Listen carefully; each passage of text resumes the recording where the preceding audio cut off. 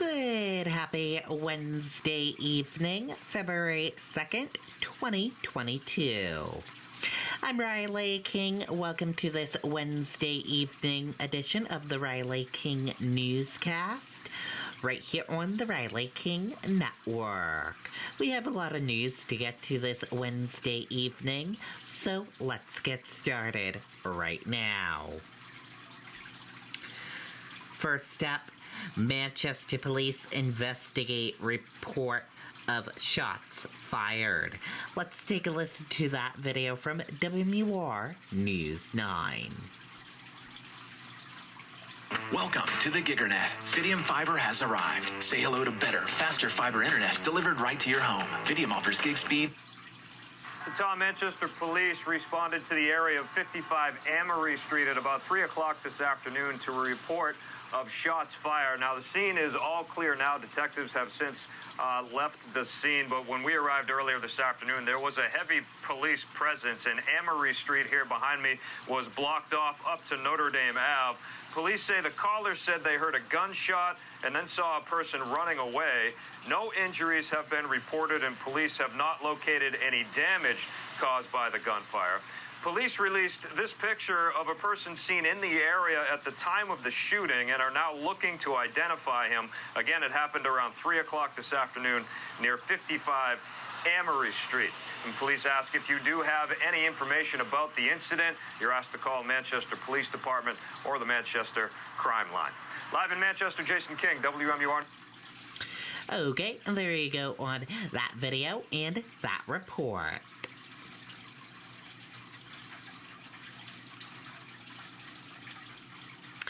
9 more in New Hampshire die of COVID-19 as hospitalizations fall. Let's take a listen to that video from WMUR News 9. I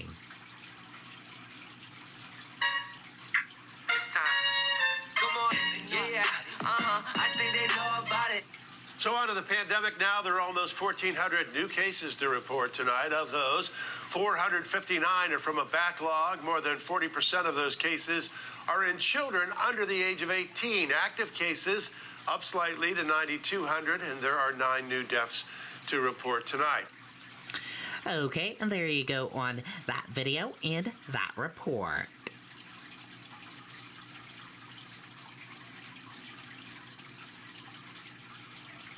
COVID-19 hospitalizations fall significantly in New Hampshire, though the strain on hospitals remains. Let's take a listen to that video from WMUR News 9.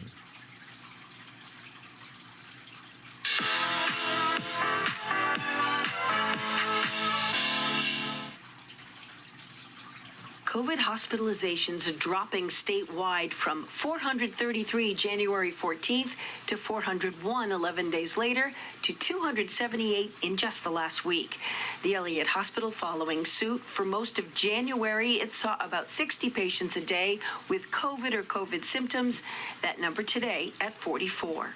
We were able to move all of our patients back to our primary ICU where we remain full. Encouraging numbers, but with caveats. There's still a shortage in nursing, so being full or traditionally full is still a strain on the hospital. Wentworth Douglas Hospital still over capacity today at 104%. A fifth of overall patients are COVID positive, though some are there for other reasons. While they're not here requiring extensive care and acute care for COVID symptoms, it is still resource intensive. Active infections at Dartmouth-Hitchcock Medical Center dropped from 45 to 26 in a week, not accounting, though, for those still being treated. We're finally able to say, okay, what procedures can we get back to doing? People have been waiting a really long time, and that's really what we're focused on right now. But with community transmission still substantial, experts caution against thinking this surge is over. We are still 16 times higher than where we would draw that line, and there's still a lot of COVID that is out there. Now, during the highest levels of COVID, a lot of surgeries and different procedures had to be suspended. So the focus for all of them now is trying to return to the rest of health care and get all those things taken care of. Reporting live, Jennifer Crompton, WMUR News 9. Okay, and there you go on that video and that report.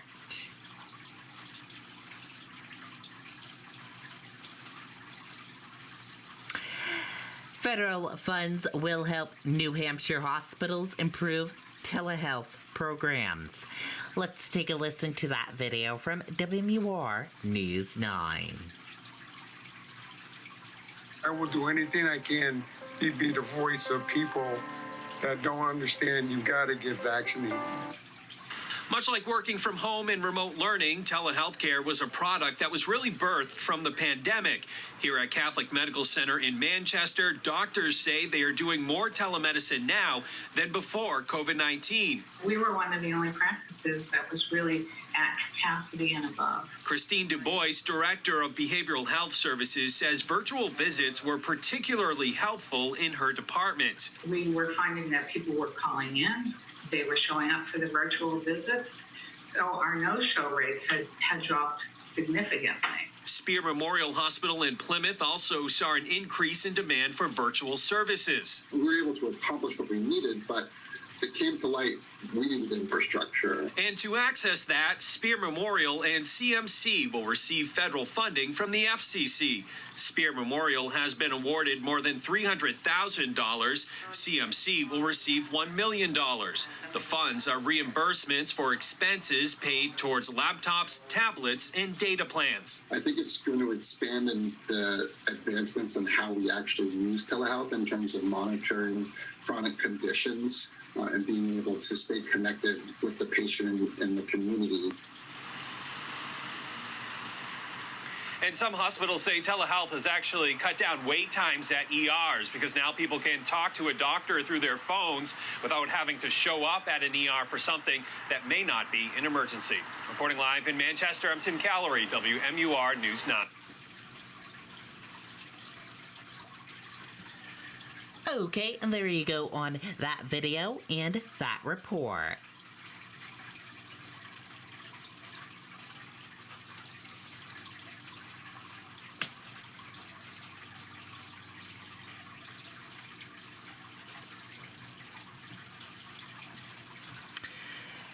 Federal trial over George Floyd's death postponed due to COVID-19. Let's take a listen to that video from ABC News. Disney Plus, home of the biggest blockbusters, and coming this month.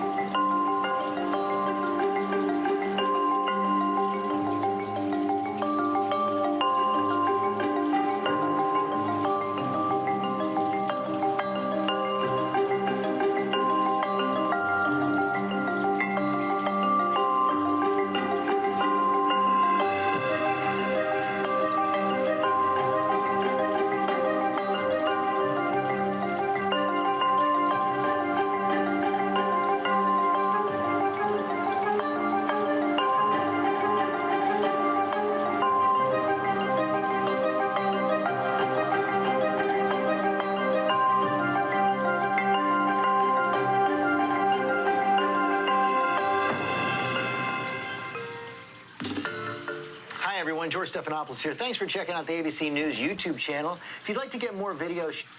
Okay, and there you go on that video from ABC News.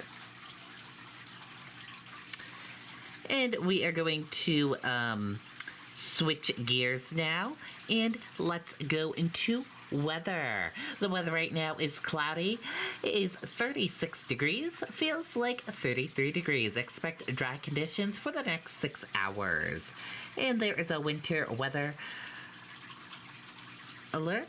Winter storm watch remains in effect from Thursday evening through late Friday night.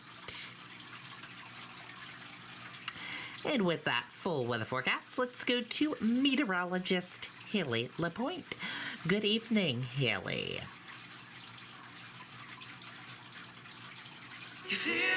Do I really live here? One look at you and I still get the butterflies, even after all these years. You really are my always and forever home. Lasting beauty that makes a first impression, again and again. With James Hardy, it's possible. Good evening, everybody. I'm meteorologist Haley Lapointe. Here's an update on your forecast. We have some severe impact weather ahead of us, primarily Friday morning, with a wintry mix and heavy snow moving through. Mostly snow in the far northern part of the state, but there will be rain, eventually changing to sleet and snow in the southern half of the state. Difficult travel, especially Thursday night and into Friday morning. But for everybody, Friday morning looks like the worst of it. We have warmer air coming along with this system, especially out ahead of it. In fact, tomorrow, Thursday, temperatures in the southern part of the state well into the 40s. So that's a problem, of course, when you've got a winter storm moving through with cold air behind it. So that means that especially as we go through the day on Thursday and into early Friday, it's not just snow that we're looking at, but instead a wintry mix. Here's the system now. Heavy rain through the Ohio River Valley, but behind it, it's freezing rain, some sleet and snow moving into portions of the central United States. So travel impacts will probably be the biggest thing that you'll have to deal with this storm. It's not going to be wind. It's not coastal concerns. It's a travel impact, meaning it will be much slower and more difficult, particularly Friday morning for everybody, because we're not just dealing with snow. In the southern part of the state, we're also dealing with accumulating sleet. So high impact Friday morning. It will be better later on Friday and only a medium threat through the day on Thursday. The northern half of the state under a winter storm warning. This is where we likely get mainly snow, and it will be heavy snow at that in the intensity, but also in the consistency. It's going to be more of a wetter, pastier snow. Southern half of the state still under a winter storm watch, simply because there likely will be less snow, but more of a wintry mix at times, and it will be impactful a little bit later on, more like Friday morning as opposed to Thursday. So let me show you the timeline of everything. This is Futurecast. Tomorrow morning, looks like it's dry in the southern half of the state, but through central and northern areas, could be a little bit of wintry mix and even rain coming down. As we work our way through the day, this is noontime, rain begins to fill in across central and south, but then the snow begins to take over up north as the cold air begins to move in. Now here's 6 p.m. Thursday. You see this little ribbon here of pink? This is sleet, freezing rain, the rain-snow line. That starts its slow move to the south as the cold air wins the battle and takes over. Snow through the northern part of the state at this time, so this is where we have the difficult travel, whereas areas to the south is heavy rain. But as we go through the overnight hours, this is midnight, look at the pink taking over, and this is just heavy sleet coming down in areas from Concord and south. By 7 a.m. Friday morning, it is now snow Concord to the point and points to the north and to the west. Manchester and south, it is that sleet, and it continues on until about midday when we will see some snow from Manchester and south, but it'll be too late in terms of the heaviest snowfall accumulations. So this 3 to 6 includes places like Dover, Portsmouth, Manchester, Nashua, and it's 3 to 6 of not just snow, but also sleet accumulation. Then for Concord, points to the west and to the north, it's 6 to 12 inches of snow with minimal accumulations of sleet.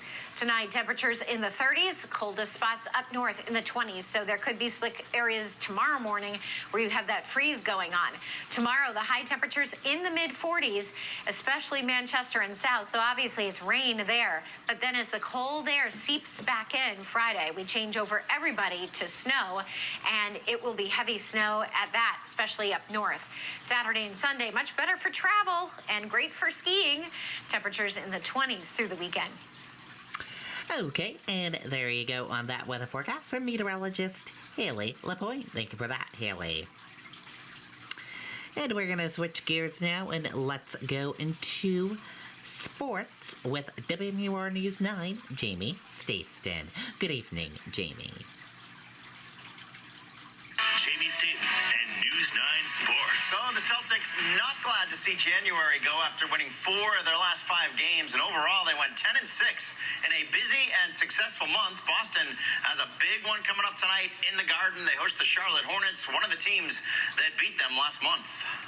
I think they just out-toughed this last game. I think that they played well in transition. We let them get out. And I think we... Cody Martin kind of left our teammates on the island too much on defense, and they had a lot of space to work with. So I still think we played pretty decent last time we played them. We just didn't make as many shots as we needed to. But, hopefully those drop tonight, and we can get on a roll. All right, it is UNH football signing day with two more New Hampshire stars deciding to stay in-state. Londonderry tight end, number 18 there, Colby Ramshaw, and Lebanon's great safety, Jackson Stone, both signing their letters of intent with UNH today. There goes Jackson. They joined Goffstown's Peyton Strickland and Manchester's Nathan Roach, who had already signed back in December. It's part of a recruiting class that includes 9 new players today, 16 overall. Here's coach on Ramshaw and then Stone. Well, first and foremost, it's awesome to keep some talent home. He can play, he can impact the game on both sides of the ball. Plays offensive and defensive in the end position. For us, he's going to play tight end. I think he's long, he can stretch the field, he can make contested catches. He was a 3-year starter for Lebanon, played quarterback, played safety on defense, was all over the field. Another, all-state competitor here, so couldn't be more thrilled about him. We're going to start him on the defensive side of the ball at the 3rd level. He's going to play safety for us, so I think he offers some position flexibility. Looks like a good class. Nationally, the top 3 recruiting classes belong to SEC schools led by Texas A&M. These are ESPN rankings. Ryan Day's Ohio State Buckeyes signed 21 players, including transfers from Oklahoma State and Arizona State. They are 4th. Boston College stepped up their recruiting. They're 34th. Chip Kelly has UCLA in with the 3rd best class in the Pac-12 and 35th overall. Bruins, they're on break now with no practices or games until next week. Most of the players are scattering to warmer places, no doubt, including David Pastrnak. He scored twice last night in the 3-2 win over Seattle, then announced he was off to Key West for some warmth and fun. The All-Star Game Saturday in Las Vegas, and guess where you can watch it? Live right here on Channel 9 at 3 o'clock. Patrice Bergeron will play in his 3rd All-Star Game. He represents the Bruins on Saturday. It's going to be fun to watch. Also, Key West sounds like a lot of fun. Yeah, we should follow Pastrnak to Key West. That would be awesome. Thanks, Jamie. All right, thank you so much. Okay, and there you go. That was sports from WMUR News 9, Jamie Stayston. And that does it for this evening edition of the Riley King Newscast, right here on the Riley King Network. Thank you for tuning in and watching this evening edition. Have a great rest of your evening, and see you back here tomorrow for another newscast. Good night and goodbye, everyone.